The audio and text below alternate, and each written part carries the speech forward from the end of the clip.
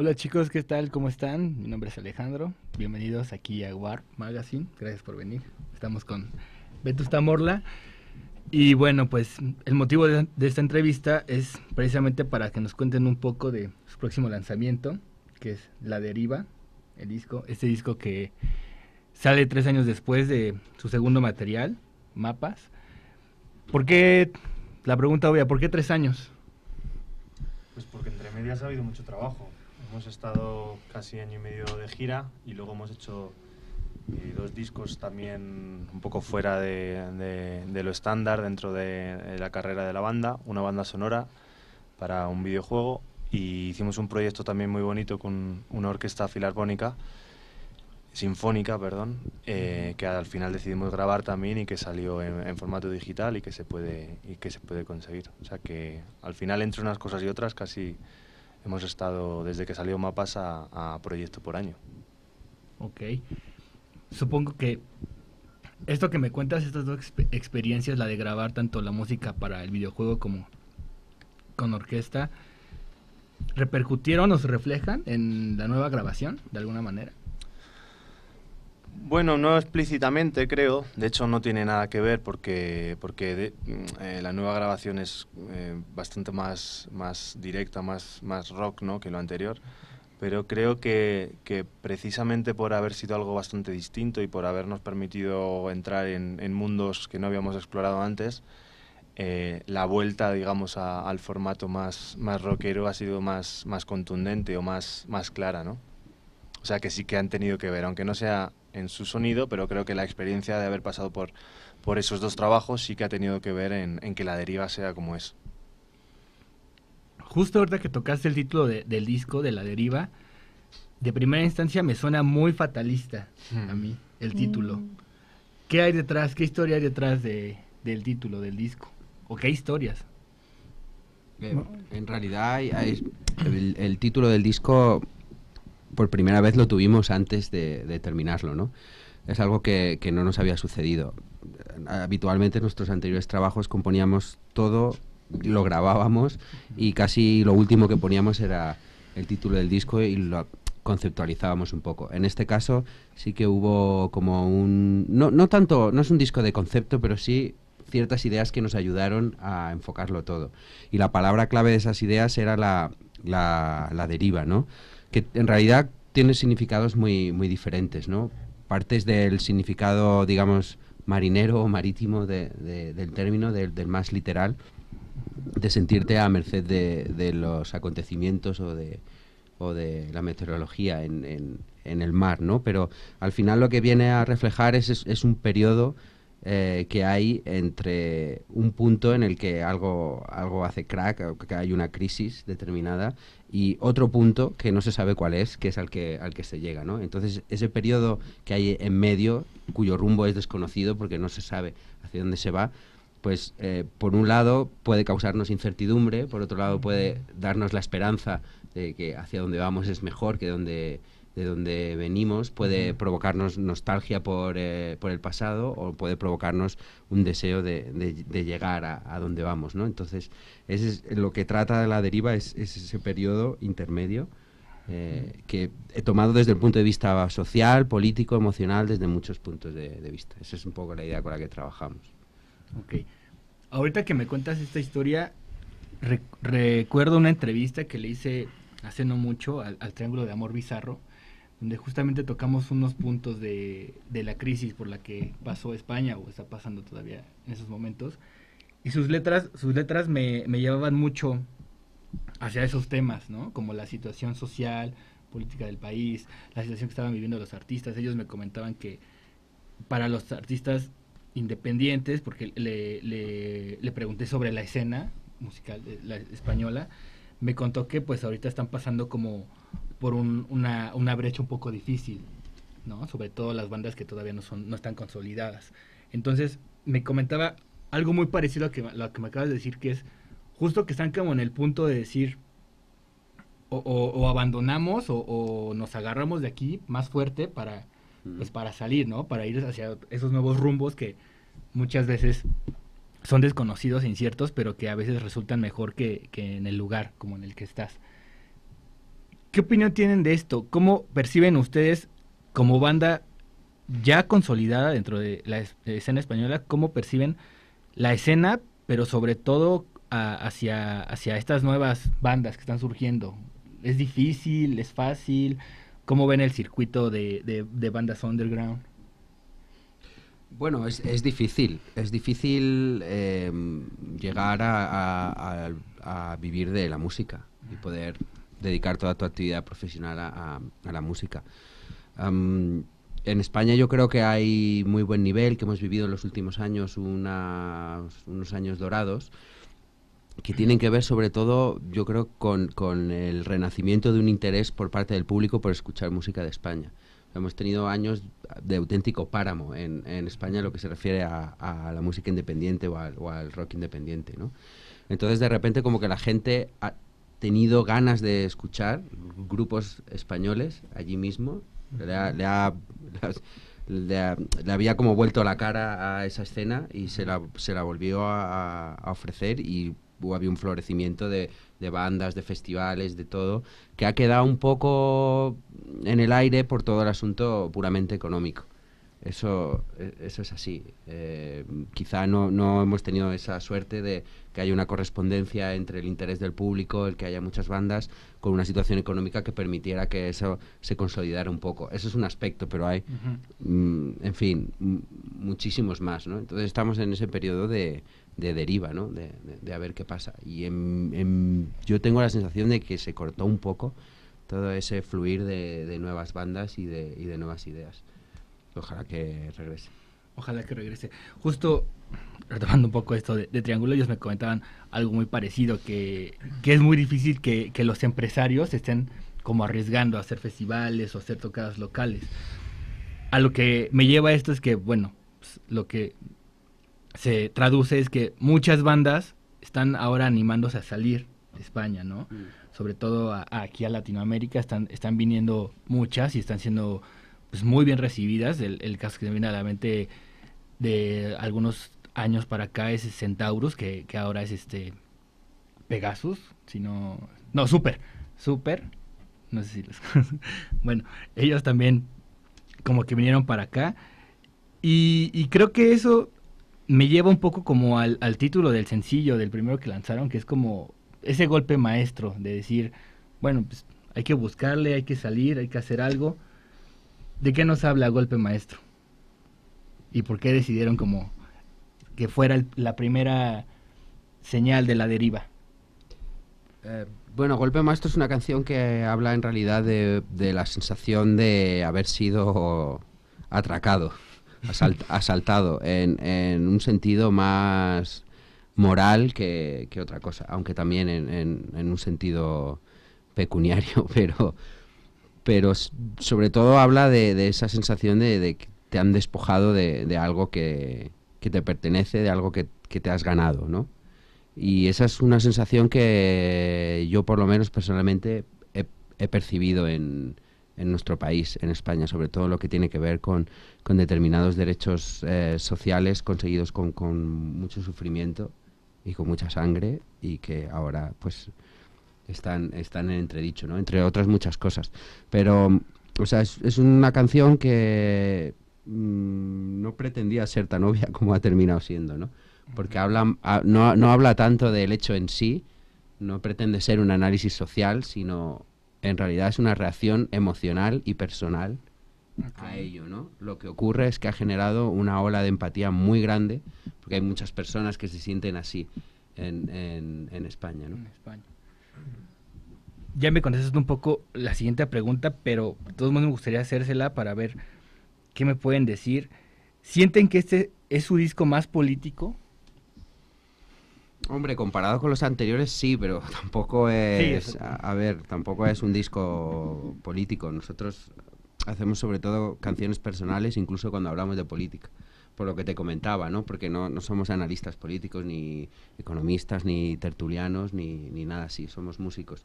Pero sí que de repente el contexto político y social que nos rodea nos ha invadido mucho nuestra vida, ¿no? Y de repente hablamos más de eso que en otras ocasiones, pero tampoco es como decía Guille hace un rato, no es para poner en la estantería de los discos políticos, ¿no?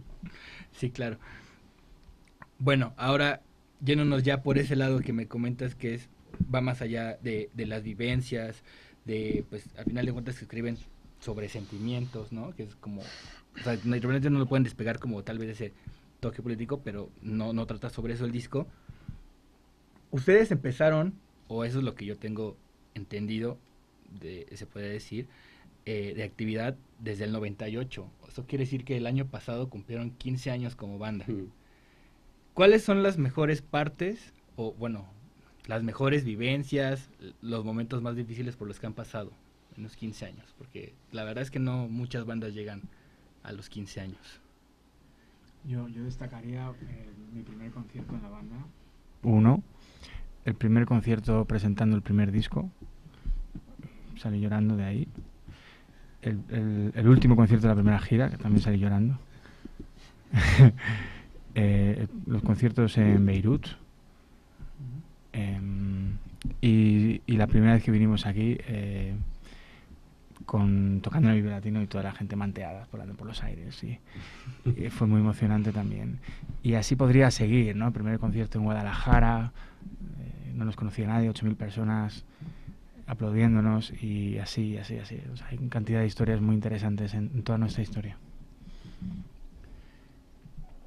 ¿Qué impresión tuvieron aquella vez que comentaste de venir a México en el 2012? O sea, ¿qué impresión tenían antes? ¿Qué ideas tenían de México en cuanto a conciertos nada más? Igual y el país o algo, no tanto va por ahí, sino en cuanto a la gente, cómo recibe la gente la música. ¿Qué experiencia les dejó el después de haber tocado? ¿Qué impresión? Y ahora que regresan, ¿qué esperan? A mí lo primero que me llamó la atención es lo cariñosos y lo cercanos que son con tu música, cómo sienten, cómo aman, cómo viven la música y lo profesionales que son como oyentes también, ¿no? Porque son muy entendidos, saben de lo que hablan. Esto realmente llama mucho la atención cuando vienes a este país y la adoración que tienen por la música en general. Es muy interesante este punto, me parece a mí, que tienen una educación musical grande como oyentes, como fans, digamos. Fans pros. Y del país como tal, de algunos lugares a donde hayan ido la primera vez. En el primer viaje a mí me gustó mucho porque tuvimos la oportunidad de irnos de vacaciones después de la primera vez. Y yo me fui a Chiapas y ahí estuve por Palenque, San Cristóbal y toda esta zona, me encantó. Y en este viaje estaba a punto también de hacer otra escapada, pero ya lo tenemos como en la agenda, ¿no? Cuando vengamos aquí queremos también hacer algún viaje, conocer zonas diferentes, porque al final estás de gira, te da muy poquito tiempo para ver las ciudades a las que vas. En esta ocasión, en esta gira hemos hecho 12 ciudades, hemos estado en diferentes lugares, pero siempre te queda la cosa de conocer un poquito más. Y ojalá poquito a poco vamos conociendo todo este gran país, porque es enorme, tiene muchos países dentro de uno mismo. Retomando un poco el tema de los 15 años que ustedes llevan como banda, en México, quizá ya lo sepan, justamente al festival que vinieron por primera vez, el Vive Latino, también cumple sus 15 ediciones este año, ese 2014, y pues pinta para ser una de las grandes celebraciones, ¿no? En cuanto a música nacional. ¿Qué opinión o cómo se percibe Vive Latino, por ejemplo, en España, con bandas con las que ustedes tengan contacto dentro del círculo, dentro del circuito? ¿Se percibe de verdad como una plataforma?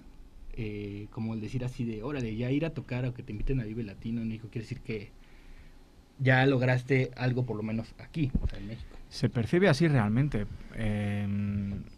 Te hablan de uno de los más grandes festivales de América Latina y te dan la posibilidad de formar parte de esto y delante de tanta gente, que se percibe como algo muy grande. Bien es cierto que si a ti no te conocen, tocar el Vive Latino no significa que vaya a cambiar nada. Necesitas tener tu estrategia y tener tus caminos y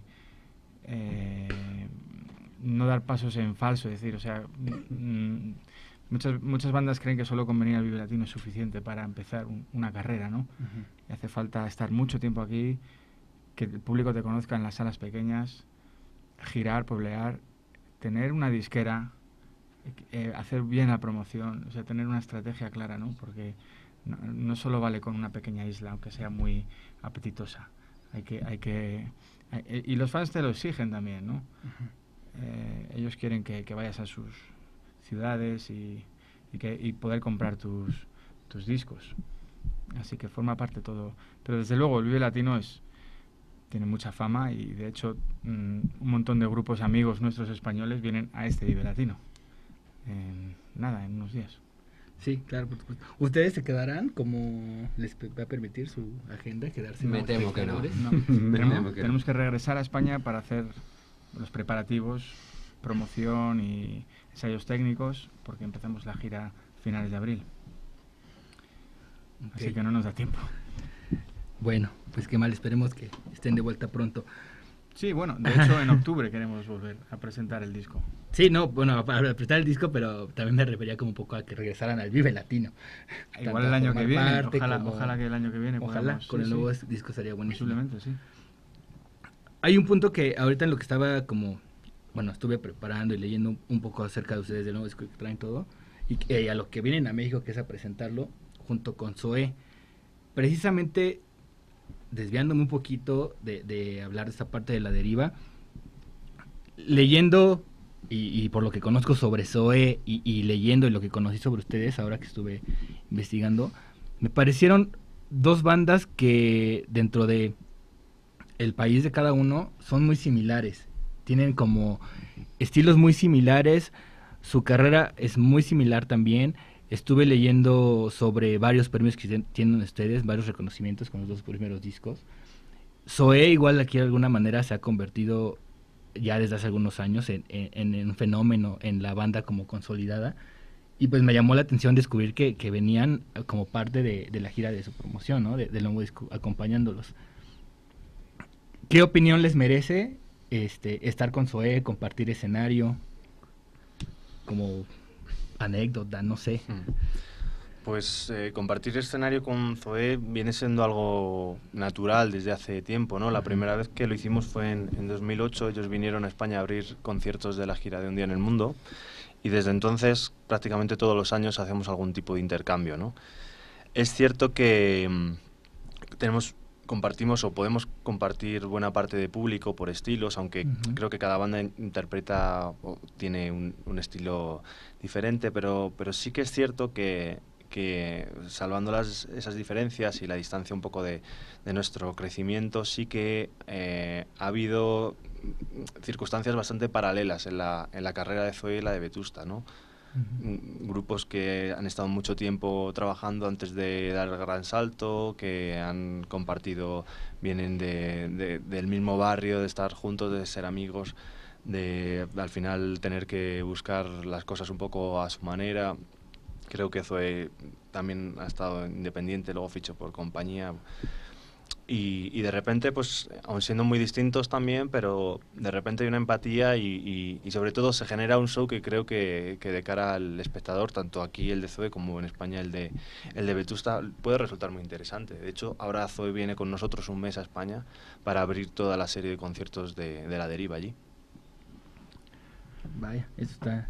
Es muy interesante porque además hay una admiración mutua y aprendemos mucho con ellos y somos amigos, así es genial. De hecho, ahora estamos en México hablando un poco de planes en España y ya tenemos esa constante costumbre de venimos y van y está chido. Sí, como ese espacio, esa especie de intercambio, ¿no? De experiencias y de música y de maneras de tratar tu carrera. Otros tipos de discos que hacen, ellos hicieron el acústico, nosotros hicimos con una orquesta sinfónica, y siempre tenemos cosas que se nos ocurren. Ellos tienen ahora un proyecto muy interesante que están armando y que igual podemos formar parte. O sea, somos dos grupos que no paran de trabajar realmente, siempre tenemos ideas y en eso también nos influenciamos unos a otros. Claro. Retomando un poco para hablar de La Deriva, y también porque pues es importante conocer un poco el tratamiento o la manera en que lo grabaron. ¿Qué diferencia tuvo con sus trabajos anteriores? ¿Qué hicieron como diferente ahora para que sonara, como me comentabas en un principio, más directo? Bueno, a diferencia de los discos anteriores, yo creo que La Deriva, para empezar, ha sido el disco que se ha concebido en un espacio de tiempo más corto. Terminó la gira de Mapas, estuvimos medio de vacaciones, haciendo cada uno cosas distintas, y apenas nos reunimos en Bogotá todos juntos, teníamos un concierto allí, y apenas tuvimos 3-4 meses para preparar lo que era el material de demos, que luego formaría parte de la selección final del disco, ¿no? Entonces, en ese sentido, como que agrupa un periodo cortito, ¿no? Desde el punto de vista técnico, es un disco que tiene grabaciones tanto análogas como digitales. Tiene más de digital que Mapas, seguramente. Mapas es un disco que se graba a la vez, todos en la misma sala, en un caserío, un estudio muy grande que hay en el País Vasco.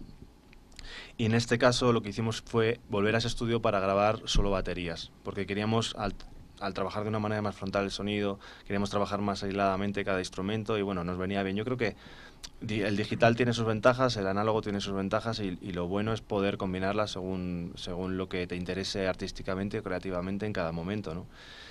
La segunda parte del disco se terminó de grabar en Madrid, como hemos hecho casi siempre, donde mezclamos en los estudios Sonobox.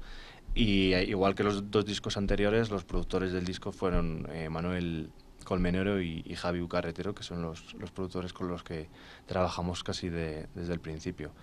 Y todo eso al final pues confluye en que quien lo escuche pues se dará cuenta que es un disco que tiene menos ambientación, tiene menos capas de sonido, los instrumentos son menos pero suenan más 3D, más grande todo, y creo que sí que tiene si tuviera que destacar algo, así como de primeras, creo que es un disco donde la base rítmica y tanto batería, percusiones, bajo y bueno, la manera de construir todo tiene mucho que ver, tiene mucha importancia y tiene mucho que ver con lo rítmico, ¿no? Lo rítmico y lo energético. Es un disco, creo que bastante más energético que los 2 anteriores.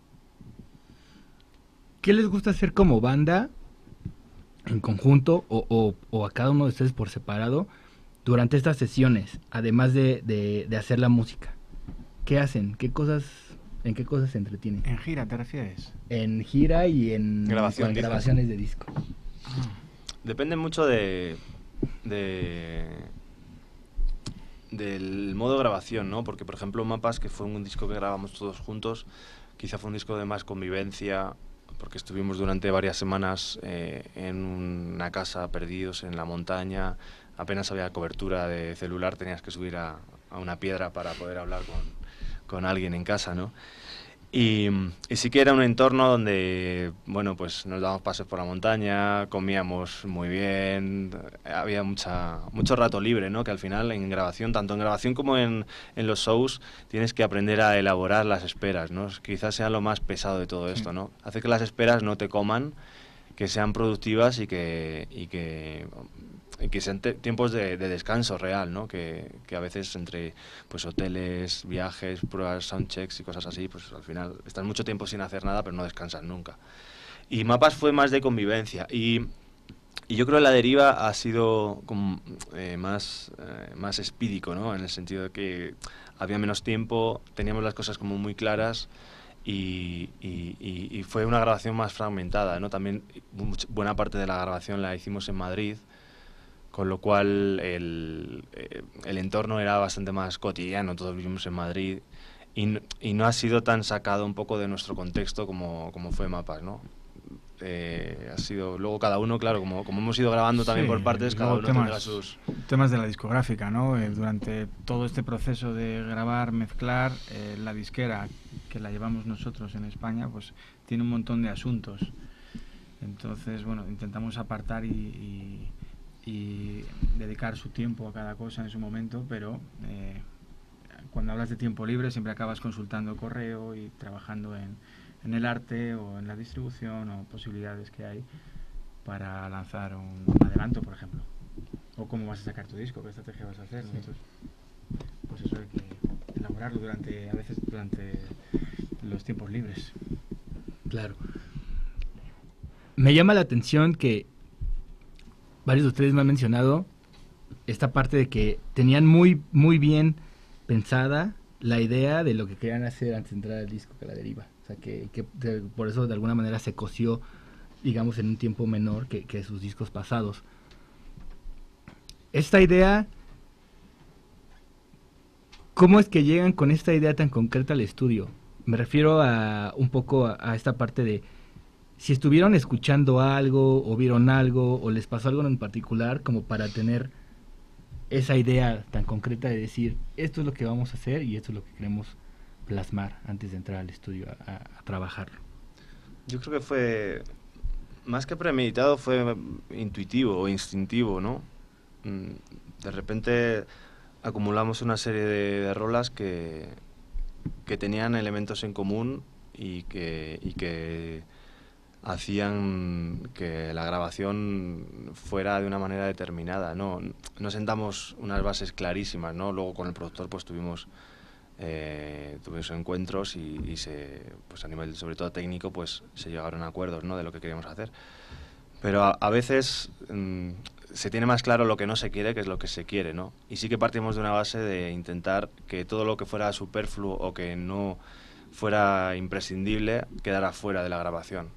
Entonces nos fue llevando de un lado a otro y yo creo que también las grabaciones, cuando tú tienes clarísimo lo que quieres, a veces alguien decía, ¿no? Que si tú tienes claro a dónde quieres llegar o lo que quieres hacer, mejor no lo hagas, ¿no? También tienes que dejar que algo te sorprenda o de repente que en medio del camino encuentres que mejor que por allí es ir para allá porque te va a aportar algo más.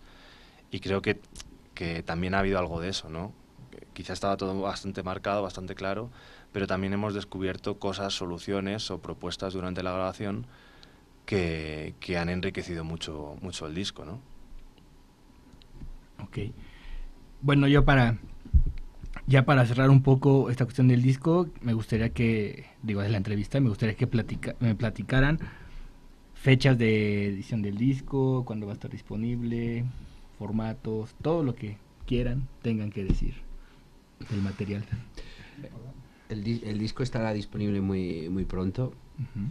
en los primeros días de abril, y la segunda semana de abril concretamente parece que estará disponible y se publicará simultáneamente en México y en España. Uh-huh. Esto es algo que nos hace mucha ilusión, porque veníamos ya desde hace bastante tiempo queriendo hacerlo así. Nos parece que ha de dársele esa relevancia también desde el momento del nacimiento del disco y de las canciones a nuestra estancia acá en México. Para nosotros es muy importante y comenzaba con que el disco se conociera el mismo día en España y en México, y esta vez por fin lo hemos logrado.